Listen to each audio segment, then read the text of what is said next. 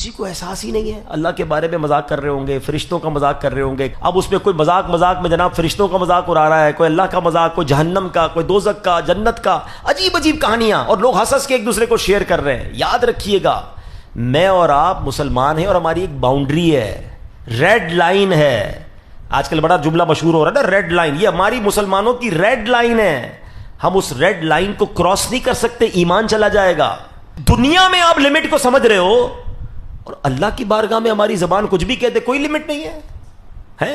اچھا, اب شیطان ہے نا, کسی کے دماغ میں ڈالے گا, یار یہ کیا بات کی, ساری زندگی مسلمان رہا, کلمہ پڑھتا رہا, کیا ایک جملے سے بندہ اسلام سے خارج ہو جائے گا؟ جملے کی اہمیت سمجھو.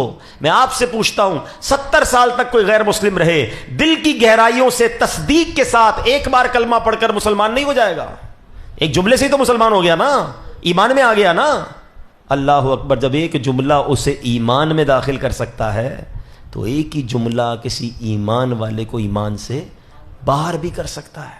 سمجھو اس بات کو, اس باؤنڈری کو سمجھو. اور آسان کر دیتا ہوں, ایک عورت باہر جا رہی ہے, اجنبی عورت ہے, آپ نے اس کو بلایا اور 2 گواہوں کی موجودگی میں چند جملے کہے نکاح کے. کیا ہوا, وہ عورت کیا بن گئی؟ بندے کی بیوی بن گئی نا, چند جملوں سے. تھوڑی دیر پہلے اجنبی تھی. اچھا, یہی عورت 50 سال ساتھ رہی, کئی بچوں کی ماں بن گئی, اور 3 جملے کہہ دیے. یہ عورت پھر کیا بن گئی؟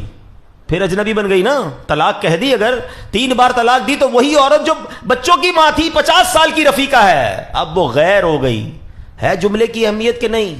سمجھ آ رہی ہے؟ تو اسی طرح جملہ ایمان سے بھی خارج کر سکتا ہے. زبان کی احتیاط بہت ضروری ہے. اچھا, پھر یہ ایک تو کامیڈی, دوسرا یہ گانے ہیں. یہ بڑے ینگسٹر بیٹھے ہیں آج کل, بڑے گانے باجے جناب چل رہے ہوتے ہیں. اچھا, گانوں میں بھی ایسے جملے جان بوجھ کے ڈالے جاتے ہیں. معاذ اللہ, خدا کو ظالم کہہ رہا ہوتا ہے کبھی کوئی, اور لڑکے لڑکیاں سن رہے ہیں, شعر ہو رہے ہیں, گنگنا رہے ہیں. تمہیں پتہ ہی نہیں ہے کہ تمہارا ایمان چھینا جا رہا ہے. کیا بات ہے, میرے اعلیٰ حضرت نے 100 سال پہلے سمجھایا تھا کہ سونا جنگل, رات اندھیری, چھائی بدلی کالی ہے, سونے والو جاگتے رہیو, چوروں کی رکھوالی ہے. آنکھ سے کاجل صاف چرا لے, یا وہ چور بلا کے ہیں. کیا مثال دی ہے, آنکھ سے کاجل کون چرا سکتا ہے؟ آنکھ اور کاجل تو ملا وہی ہوتا ہے نا. کہ نہیں, ایسے چور ہیں کہ تمہاری آنکھ سے بھی کاجل چرا دیں گے.